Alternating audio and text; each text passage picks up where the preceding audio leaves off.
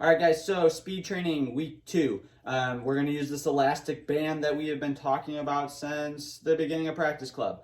When we do this drill here, again, kind of the same thing with our other speed training. This should be combined with your speed training. This should be done anywhere from 3 to 4 times a week. Give yourself a day break in between each speed session. I don't go to the gym and do bicep curls 6 days a week because that would not work well for me. All right, so same thing when we do speed training, not every day. Give yourself a day break in between. All right, so using our elastic band here, my good one actually snapped on me the other day, so I'm using this one here. It's got 2 handles on it. This will work just fine for what we're doing. All I'm gonna do here is, first things first, I gotta get my backswing kind of stretched out and kind of maximizing what I can get out of there. So before I get into that real quick, I've had a couple people ask me about the Dr. Kwan video I sent last week. The main purpose of that video and the thing that you should take from that is when I push into the ground, the more I push into the ground, the more the ground pushes back, which actually helps me generate more force going with my arms and the club going in the other direction. So it's equal and opposite reactions, right? So if I push into the ground's pushing back. There was a part in that video, I want to say it was like maybe 5-10 minutes into the video, but he's got a little chart up there and it's got 3 lines on it, and at some point the lines start moving and he talks about the way those lines are kind of being described and what those lines mean. That's really what we're learning here in our weight transfer and speed training classes, is how that graph correlates with you, me, and everybody else. So that's what we're kind of learning. I would rewatch that video if I were you. Pay attention to that little graph and how that works. Ask questions as you need to. But I think it's really important, though, that we start to kind of have a basic understanding of what that chart shows us. And what that shows us is, as players are moving in their golf swing, they're not stationary. There's some movement going on in the ground that helps them maximize speed, force, consistency, all of those things. So yeah, ask questions, watch it again if you need to. If you need the video again, let me know. Like I said, I know some of you guys have already told me he was kind of monotone, it was kind of boring. I warned you guys, it might not be the most exciting thing to watch, but there is good information in that video. So don't discredit it just because he talks like this in the video. All right, so anyway, let's get back to talking about what we're doing today. So again, using my handy dandy stretch rope here, my elastic bands. When I set up, I'm going to put this, initially when I start, I am going to put this, grab the wrong side. I'm going to put this band underneath my left foot. When I grab the band myself personally, I like a lot of tension very early on. Sorry, I got to get repositioned there. Here we go. All right, so I like a lot of tension early on. Like right now, if I tried to pull this, there's some tension on the band already, right? I don't want to stand over here, me personally, and be able to hold the band up here. You see my arm gets really soft. I don't want that. I want to be able to start with my arm straight and notice the thing just kind of dangling, hanging here. I don't want that. I want to have some tension in this band so I can pull on it already, all right? So from there though, I'm going to get set up. You'll notice with the handle on my handle on my band here, I'm going to take just my normal golf grip. Right? I'm not going to like split my hands or hold the ropes or anything. I'm actually going to take my golf grip. So when I start to do this though, what I'm going to do is, my goal initially is to just get here. Let me move over again for you. Sorry.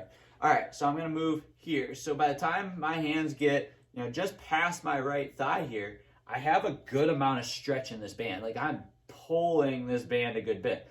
All right, but the other things that you should notice as I do this, if you watch my hip and my shoulder, in order to get that band moving, I'm not just pulling my arms, right? I'm using my whole body. My shoulders are turning, my hips are turning. I'm stretching this band away. You'll see my right arm is still fairly straight. I haven't folded my right arm at this point. My left arm sure as heck isn't folding at that point, right? So I am stretching this band out with good body rotation, all right? Once I get used to going about halfway back and just kind of stretching this band away from me, then from there what I'm going to do is I'm going to continue in my backswing, right? And now I'm going to keep that band as far away from me and as stretched out as I can. I don't want to get here and be collapsed at the top. We see that a lot with some of our students in the practice club. Their arms get short, have a hard time hitting the ground consistently, and the ones that don't have a hard time hitting the ground consistently, they just don't hit it as far as they would like to, because everything gets really short. It's got to unfold at some point. So the more I can keep this kind of stretched out and away from me, the better I am. My hands get closer to my head. That's not good, right? I want to keep these things out and away from me, okay? And you notice with me talking, there's not a lot of strain in my voice doing this. I'm not working a ton to do this. I mean, it's a workout, don't get me wrong, but I'm not also going and making this thing almost impossible. It's really hard to stretch. No, I don't want it to be like that either. So, all right, so there has to be a fine line of too loose, too tight.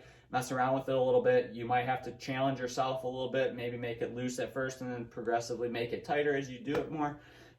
But yeah, you definitely don't want it to be too loose, but don't make it to where it's like impossible to do it. So the second piece to this though, as I mentioned during my first speed training video, we have to train both sides of our body, right? So I have to be able to do it on this side as well, my opposite side.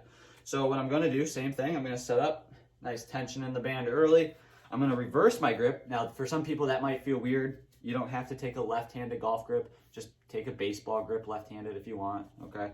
But same thing here. I'm going to stretch this band out, and you'll notice that I do it. Again, I'm just kind of working on my turn.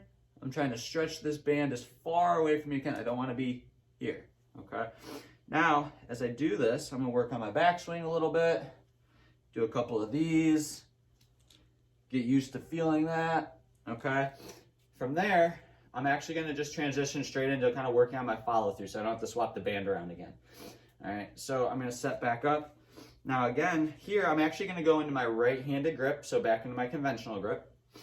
And then I'm actually gonna start working on, like I said, my follow through. So when I do this, what you'll start to see is I'm gonna push my hips up and towards the target, and my head is going to stay in line with the golf ball, all right, or where my golf ball would be, right? I don't wanna get here and start trying to stretch this band out that way and go this way with it, because you notice what happened, my arms went in and the band got shorter. If I wanted to stretch this band out, what's my chest gonna have to do? Pull myself up, all right? I can't stretch this band from here. I mean, I could, but it's going that way, and that's not what I want to do, okay? So, again, as we do this, get good tension in the band. And again, I'm gonna push my hips up and towards the target, keeping my head in line with where my golf ball would be, okay? Now, that's gonna feel really weird for some people. A lot of us in our practice club like to be over here or here, okay? Or we sit back here, right? There's a lot of different variations of what I see, so this will help to start understand, okay, well, when I make my follow through and I hit a golf ball, I'm not gonna be here with my chest going forward and my hips back. I want my hips forward and my chest back, okay? And my body would be tilted down to the side, all right? So if I flip around and I do the drill again, nice tension in the band. Again, pushing my hips up and towards the target, keeping my head in line with the golf ball. Okay, I'm gonna push this up and towards the target, head in line with the golf ball. And you'll notice my body is still tilted down to the ground. I haven't stretched up, okay? And I didn't stretch forward, all right? I have to stretch up with my hips as if I'm trying to pull that band up away from my body, all right? The other way I like to look at this too, from this side, from this view, when I'm face on with you, as I do this, I'm not going to pull the band up. I'm not going to fold the band up. I want to take this, and if I take just my left arm here, and I start to just try and push my hips up and rotate and pull that band with me, you'll notice my arm is still straight. It's actually still attached to my body. I'm not like way out here trying to pull it, okay? I'm keeping this attached to my body, and letting my body's rotation, my hips, everything pull this band up for me, okay? So again, we do this drill 7 to 10 times, excuse me. And everything that we do is gonna be in sets of 3, okay? So 7 to 10 times, 3 times, both sides of your body, all right? If you have questions, ask. If you don't have a resistance band, I highly suggest getting one off Amazon. You can get them, they're fairly cheap. They usually come in like packs of 3 of different resistances. But Amazon, Dick's Sporting Goods, somewhere along the way, I would highly suggest having, because even just for stretching purposes, right? And if I sat here, I could use this for stretching, right? There's all sorts of uses that we can make for this. So especially in the next couple weeks over speed training, we'll talk a little bit more about this. But just to get you guys started, I think this will be a really good video. So hopefully this helps you guys kind of keep getting things moving, keep things progressing. I'll send out another Dr. Kwon video in probably another day or so. I've got some stuff around here I've got to get kind of caught back up. But I will see you guys later on today.